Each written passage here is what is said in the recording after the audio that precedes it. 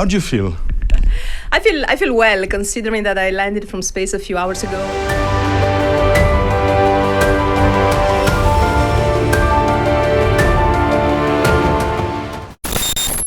क्या आपने कभी सोचा है कि जो एस्ट्रोनॉट्स स्पेस में जाते हैं वे वहां कैसे रहते हैं? वहां न तो जमीन होती है, न ग्रेविटी, न ही हमारी रोजमर्रा की सुविधाएं। फिर भी अंतरिक्ष यात्री खाते, पीते, सोते, नहाते और एक्सपेरिमेंट्स करते हैं, वो भी जीरो ग्रेविटी में तैरते हुए। लेकिन क्या अंतरिक्ष में नहाना मुमकिन है? क्या एस्ट्रोनॉट्स को सच में अपना ही पेशाब पीना पड़ता है? कैसे वो बिना जमीन के ट्रेडमिल पर दौड़ते हैं? और क्या वाकई स्पेस में फिजिकल रिलेशन मुमकिन है? अगर आपके मन में भी ऐसे सवाल उठते हैं तो तैयार हो जाइए, क्योंकि इस वीडियो में हम आपको एस्ट्रोनॉट्स की रोमांचक दिनचर्या दिखाने वाले हैं। तो सीट बेल्ट बांध लीजिए, क्योंकि हम उड़ान भरने वाले हैं इंटरनेशनल स्पेस स्टेशन की ओर। दोस्तों, क्या आप जानते हैं कि हमारी गैलेक्सी में 200 अरब से भी ज्यादा ग्रह हैं और हमारी ही तरह की गैलेक्सीज की संख्या तो 2 लाख करोड़ से भी ज्यादा है। यानी हमारा ब्रह्मांड इतना विशाल है कि इसमें हमारी पृथ्वी सिर्फ एक चावल के दाने जितनी लगती है। लेकिन सोचिए, इस अनंत ब्रह्मांड के रहस्यों को जानने के लिए इंसान आखिर क्या-क्या कर सकता है। यही वजह है कि वैज्ञानिक एस्ट्रोनॉट्स को स्पेस में भेजते हैं ताकि वे इन रहस्यों से पर्दा उठा सकें। लेकिन क्या अंतरिक्ष में जाना किसी हवाई जहाज की यात्रा जितना आसान होता है? बिल्कुल नहीं। यहाँ ग्रेविटी नहीं होती, ऑक्सीजन नहीं होता और कई बार महीनों तक घर परिवार से भी कोई संपर्क नहीं रह पाता। यही कारण है कि एस्ट्रोनॉट बनने के लिए उन्हें सालों की कठिन ट्रेनिंग से गुजरना पड़ता है। जन एस्ट्रोनॉट्स का ठिकाना इंटरनेशनल स्पेस स्टेशन ISS होता है, जिसे दुनिया के 16 देशों ने मिलकर करीब 150 बिलियन डॉलर की लागत से बनाया है। ISS को धरती की सतह से 408 किलोमीटर की ऊंचाई पर पृथ्वी की ऑर्बिट में लगातार घूमने वाली एक एडवांस लैब, होटल या ठिकाना भी कह सकते हैं, क्योंकि यहाँ एस्ट्रोनॉट्स के खाने पीने, रहने, सोने और एक्सपेरिमेंट करने की सभी सुविधाएं उपलब्ध हैं। लेकिन हर चीज जीरो ग्रेविटी में करनी होती है, जो अपने आप में काफी चैलेंजिंग बन जाता है। ISS पर जाकर एस्ट्रोनॉट्स 5 महत्वपूर्ण काम जरूर करते हैं। रिसर्च और एक्सपेरिमेंट करना, ISS की मेंटेनेंस और मरम्मत करना, स्पेस सूट पहनकर खुले अंतरिक्ष में स्पेस वॉक करना, एक्सरसाइज करना और 8 घंटे की नींद लेना। लेकिन एस्ट्रोनॉट्स को जिस काम में सबसे ज्यादा दिक्कतों का सामना करना पड़ता है वह है डेली रूटीन फॉलो करना। जी हाँ दोस्तों, यह अंतरिक्ष में सबसे बड़ी चुनौती होती है। जहां पृथ्वी पर हम सभी 24 घंटे में एक बार सूर्योदय और सूर्यास्त देखते हैं, वहीं इंटरनेशनल स्पेस स्टेशन अपनी तेज गति की वजह से 24 घंटे में पृथ्वी के 16 चक्कर लगाता है। इसका मतलब है कि ISS पर रहने वाले एस्ट्रोनॉट्स को दिन में 16 बार सूर्योदय और सूर्यास्त देखने को मिलता है। ऐसे माहौल में उनकी बॉडी क्लॉक बिगड़ने लगती है, जिससे वे बीमार पड़ सकते हैं और उनकी प्रोडक्टिविटी भी प्रभावित हो सकती है। वे समय देखने के लिए ओमेगा कंपनी की स्पीड मास्टर प्रोफेशनल वॉच का इस्तेमाल करते हैं, जो पृथ्वी के समय के हिसाब से काम करती है और उन्हें सही वक्त पर जगाने में मदद करती है। इस वॉच की मदद से एस्ट्रोनॉट सुबह 8 बजे उठते हैं और अपना दिन शुरू करते हैं। धरती पर ग्रेविटी होने की वजह से हमारे पैर जमीन पर टिके रहते हैं, लेकिन अंतरिक्ष में जाते ही एस्ट्रोनॉट्स की बॉडी वेटलेस हो जाती है और वे हवा में तैरने लगते हैं। इसी कारण खाना, पीना, टॉयलेट जाना और नहाना जैसे रूटीन काम भी हवा में तैरते हुए करने पड़ते हैं, जो उनके लिए काफी चैलेंजिंग होते हैं। अब बात करते हैं फ्रेश होने की। इंटरनेशनल स्पेस स्टेशन पर भी बाथरूम बने होते हैं, लेकिन यहाँ जमीन की तरह पानी गिरकर नीचे नहीं जाता। इसके लिए स्पेशल टॉयलेट सिस्टम बनाए गए हैं, जिनमें फैन सिस्टम लगा होता है। यह सिस्टम बॉडी के सॉलिड वेस्ट को निकालते ही उसे अपनी तरफ खींच लेता है और फिर उसे एक प्लास्टिक बैग में भरकर सील कर देता है। इन बैग्स को बाद में सप्लाई के लिए भेजा जाता है। जब एस्ट्रोनॉट्स स्पेस में होते हैं तो जहाज उनके साथ कुछ कचरा पृथ्वी वापस ले आता है। लेकिन आपने सुना होगा कि उन्हें अपना पेशाब पीना पड़ता है, तो इसका जवाब हाँ है, मगर यह उतना अजीब नहीं है जितना आप सोच रहे हैं। दरअसल हर एस्ट्रोनॉट के पास एक प्लास्टिक बैग और सक्शन ट्यूब होती है, जो लिक्विड वेस्ट को खींचकर एक स्पेशल डिवाइस में भेज देती है। यह डिवाइस इलेक्ट्रोलिसिस प्रोसेस की मदद से इस लिक्विड से फ्रेश ऑक्सीजन और पीने लायक पानी बनाती है। यानी एस्ट्रोनॉट्स के पेशाब से ही फिल्टर और प्यूरिफाई किया गया पानी पीने के लिए तैयार किया जाता है।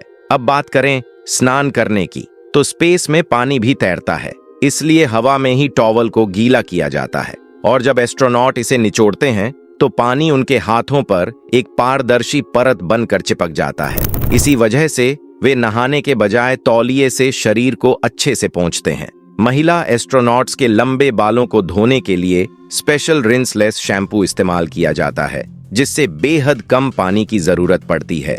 वहीं पुरुष एस्ट्रोनॉट्स के लिए बाल और दाढ़ी ट्रिम करने के लिए ट्रिमर होती है, जो वैक्यूम क्लीनर से अटैच रहती है, यानी बाल कटते ही नीचे गिरने के बजाय सीधे वैक्यूम में खींच जाते हैं। नहाने और सफाई के बाद बात आती है कपड़ों की, तो स्पेस में टेम्परेचर 60 से 70 डिग्री सेल्सियस तक पहुंच सकता है, इसलिए astronauts half sleeve T shirt और शॉर्ट्स पहनना ज्यादा पसंद करते हैं। और मजेदार बात यह है कि कुछ आलसी यंगस्टर्स की तरह वे भी कई दिनों तक वही कपड़े पहनकर रहते हैं, क्योंकि आईएसएस पर कपड़े धोने की कोई व्यवस्था नहीं होती। घर से इतनी दूर रहने के कारण कई बार उन्हें परिवार की याद आती है, जिससे भावुक भी हो जाते हैं।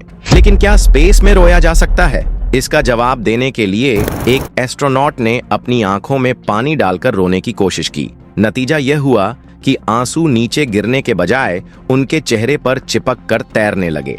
उन्हें पहुंचने के लिए तौलिए की जरूरत पड़ती है। खाने की बात करें तो एस्ट्रोनॉट्स धरती से खाना अपने साथ ले जाते हैं, जो हाइड्रेटेड फॉर्म में होता है ताकि लंबे समय तक खराब न हो। आमतौर पर उनके खाने में अंडे, मीट, ब्रेड और सब्जियां होती हैं, जिन्हें जापान, अमेरिका और रूस में विशेष रूप से तैयार किया जाता है। खाने के बर्तन भी खास डिजाइन किए जाते हैं ताकि ग्रेविटी के बिना चम्मच या कटोरी हवा में तैरकर किसी की आंख, नाक या कान में न घुस जाए। जब एस्ट्रोनॉट्स खाना चाहते हैं तो वे अपनी पसंद के ready to eat food packet चुनकर उसमें गर्म पानी मिलाते हैं और कुछ देर इंतजार करने के बाद उनका खाना तैयार हो जाता है। एस्ट्रोनॉट्स आमतौर पर सुबह 9 बजे नाश्ता, 1 बजे दोपहर का खाना और 7 बजे रात का खाना खाते हैं, जिससे वे साथ मिलकर खाने का आनंद ले सकें। डेली रूटीन पूरा होने के बाद काम शुरू होता है। सबसे पहले एस्ट्रोनॉट्स अपने उपकरणों की जांच करते हैं और फिर इंटरनेट के जरिए मिशन कंट्रोल रूम से संपर्क कर अपना अपडेट देते हैं। इसके बाद वे अपने सभी असाइन किए गए कार्यों को पूरा करते हैं। आईएसएस पर वाईफाई की सुविधा उपलब्ध है, लेकिन इसका उपयोग सिर्फ जरूरी संचार और वैज्ञानिक शोध के लिए होता है, रील्स या मूवीज देखने के लिए नहीं। इसके अलावा एस्ट्रोनॉट्स को यह भी सुनिश्चित करना होता है कि आईएसएस में कोई तकनीकी समस्या तो नहीं है। जरूरत पड़ने पर वे उसकी मरम्मत भी करते हैं। हालांकि रोजाना स्पेस वॉक करना जरूरी नहीं होता, लेकिन जब आवश्यक हो तो उन्हें स्पेस सूट पहनकर खुले अंतरिक्ष में जाना पड़ता है। लेकिन वॉकआउट एक्सरसाइज करना बेहद जरूरी होता है, क्योंकि स्पेस में ग्रेविटी नहीं होने के कारण एस्ट्रोनॉट्स की हड्डियां और मांसपेशियां कमजोर हो सकती हैं। इसलिए अपना काम पूरा करने के बाद वे रोजाना एक्सरसाइज करते हैं। इसके लिए वे ट्रेडमिल पर दौड़ते हैं, साइकिलिंग करते हैं और बॉडी स्ट्रेचिंग करते हैं।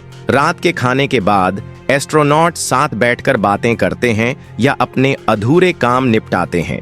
फिर लगभग रात 10:30 वे अपने स्लीपिंग पॉड में जाकर सो जाते हैं। स्पेस में कोई ग्रेविटी नहीं होने के कारण उन्हें रेलवे के डिब्बों की बर्थ जैसी जगह पर खुद को स्लीपिंग बैग से बांधना पड़ता है, ताकि वे एक ही जगह पर बने रहें और आराम से सो सकें। सोने से पहले वे लैपटॉप चला सकते हैं, किताबें पढ़ सकते हैं और फिर लगभग 6 से 8 घंटे की जरूरी नींद लेते हैं। अगले दिन सुबह उठकर वे फिर से इसी डेली रूटीन को फॉलो करते हैं और अपने मिशन को आगे बढ़ाते हैं। दोस्तों, कभी न कभी आपके दिमाग में यह सवाल जरूर आया होगा कि क्या स्पेस में एस्ट्रोनॉट्स फिजिकल रिलेशन बना सकते हैं? तो बता दें कि स्पेस में लव मेकिंग करना एक बिल्कुल अलग अनुभव होता है। हालांकि इस विषय का जिक्र सिर्फ किताबों और फिल्मों में ही किया गया है, लेकिन फ्रेंच ऑथर पियरे ने अपनी बुक द लास्ट मिशन में यह दावा किया था कि आउटर स्पेस में इसका एक सीक्रेट एक्सपेरिमेंट किया गया था, यानी कि एस्ट्रोनॉट्स की एक जोड़ी स्पेस में फिजिकल रिलेशन बना चुकी है। कमेंट्स में जरूर बताइए। अगर आपको यह वीडियो अच्छा लगा हो तो इसे लाइक और शेयर करें। हमारे चैनल को सब्सक्राइब करके बेल आइकन जरूर दबाएं। धन्यवाद।